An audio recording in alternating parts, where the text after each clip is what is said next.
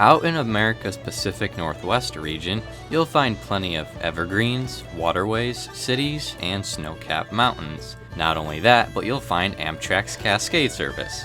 Each train you'll find has colors reminiscent of the areas it runs through, but it wasn't always like that. It took nearly a century to get to where Amtrak runs today, moving people between Eugene, Oregon, and Vancouver, British Columbia. Well, let's take a look at how the railroads reached the Pacific Northwest and how Amtrak got the route it runs today.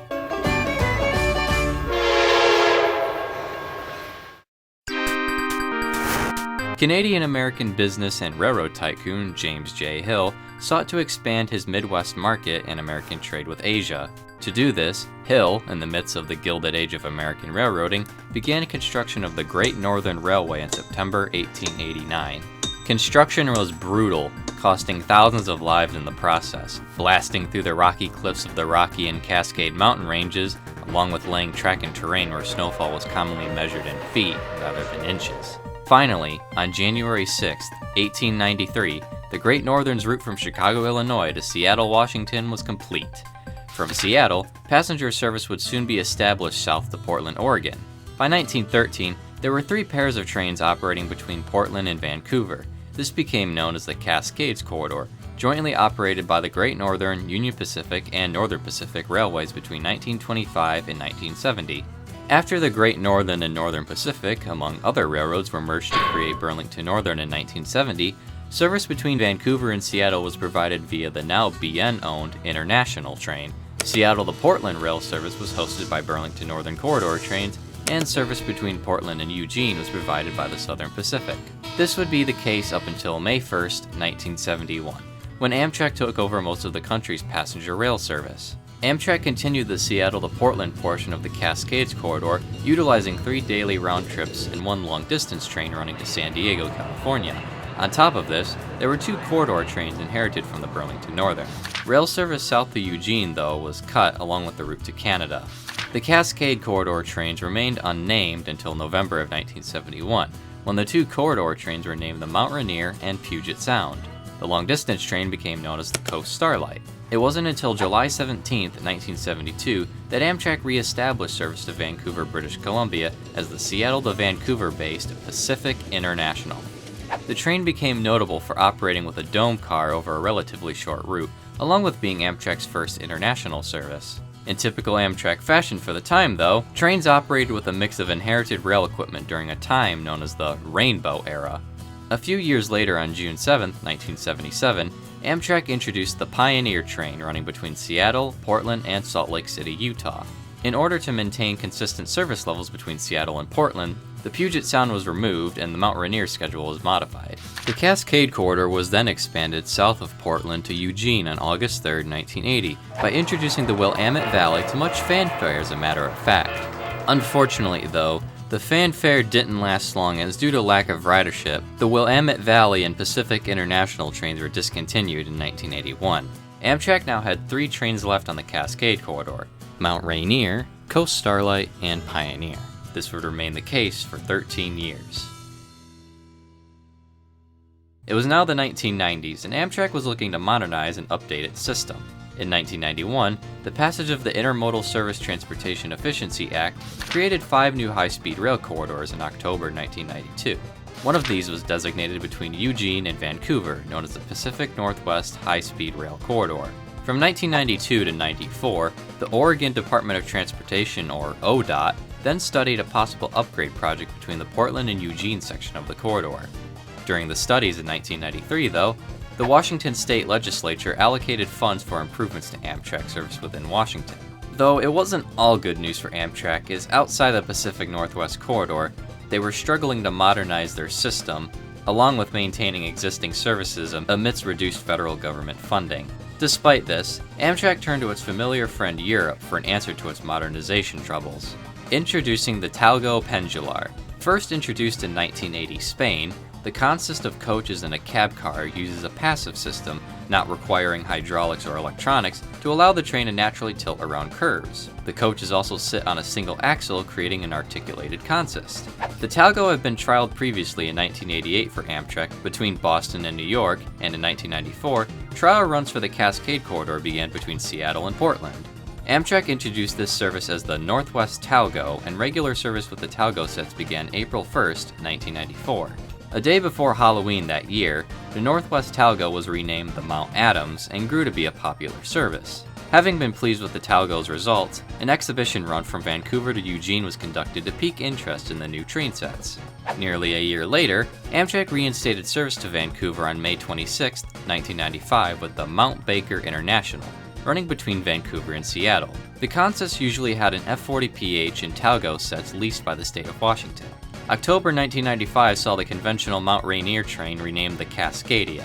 With the Pioneer service having been ousted in 1997 to save money, Amtrak created a third corridor Talgo train in spring 1998 to supplement service between Seattle and Portland.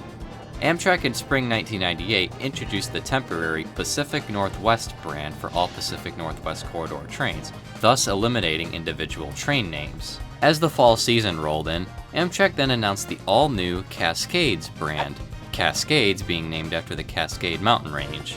Advertising scenic views and European-designed train sets, the Cascades also hosted a brand new color scheme and logo.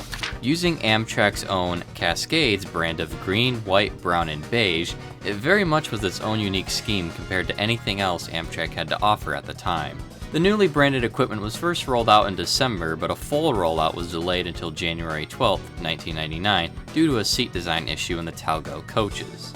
Amtrak's Cascade service trains feature either an F40PH converted to a non-powered control unit, or NPCU, or an F59 PHI as power on both ends.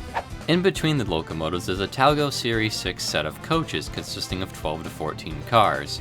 A baggage car is located at the front, most noticeably with aesthetically placed fins to make a smooth transition from the locomotive's height to the comparably shorter coaches.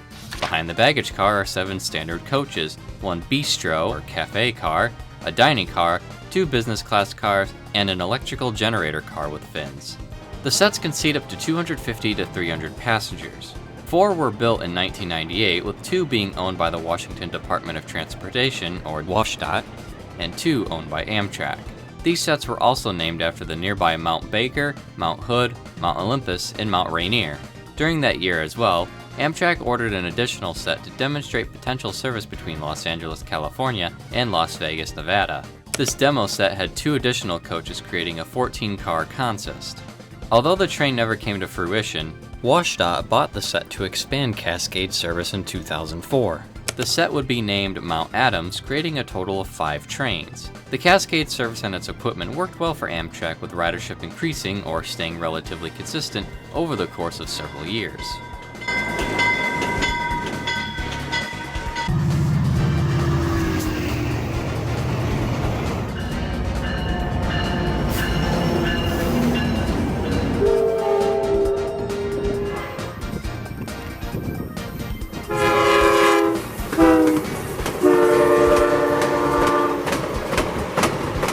In 2010, Talgo opened a manufacturing plant in Milwaukee, Wisconsin. Initially, this plant was to supply 2 14-car train sets for Amtrak's Hiawatha service, but this project was soon canceled over state-level political reasons, and the Talgos ended up sitting in storage at Amtrak's Beech Grove shops in Indiana. Early in 2010 as well, ODOT purchased 2 13-car train sets for use on the Cascades route. These were built and assembled in Wisconsin, being completed in 2012 and delivered in 2013. They were designated the Series 8 and exclusive to the United States rail system, and were equipped with high-speed Wi-Fi, reclining seats, and a full-service bistro and lounge car. Unique to the Series 8 is the cab car on the rear of the set for ease of push-pull operation. 2 sets were named the Mount Bachelor and Mount Jefferson. A new locomotive was in order too, that being the Siemens SC44 Charger in 2014. WashDOT ordered 8 all-new Charger units for use on the Cascades. This was part of an order made by the states of California, Missouri, Illinois, and Michigan. Trial runs began in February 2017 and revenue service began in late November of that year, with the goal of replacing EMD's F59 PHI that had been on the Cascades service since its inception. Unfortunately, though, a derailment of train 501 occurred near DuPont, Washington on December 18th. It was the inaugural run of the Point Defiance bypass line. This was a project that started in 2009 meant to expand and speed up passenger service while keeping it separate from freight traffic. Of the 77 passengers and 6 crew on board, 57 were injured on the train and 8 on the roadway. 3 had died. The Mount Adams Talgo set was wrecked along with locomotive 1402. Post-derailment, passenger service was barred from the bypass and went back to using the original waterfront freight route. Between October and December 2018, Metro acquired Amtrak's F59 PHIs, and that included numbers 465 to 470 of the Cascade service. In their place, Chargers number 1400, 1401, and 1403 to 1407 took over, working alongside the classic NPCUs. Now, with one change eventually came another, and that happened in May 2019. WashDOT announced it would be working towards replacing the Series 6 Talgo sets from 1998. This was after a recommendation from the National Transportation Safety Board, making a claim the railcars did not protect the passengers adequately in the December 2017 derailment. Talgo disputed this claim, stating the NTSB ignored the technical information the company provided them with regarding the cars. Regardless, replacing the 4 Talgo 6 sets is set at a cost of $100 million.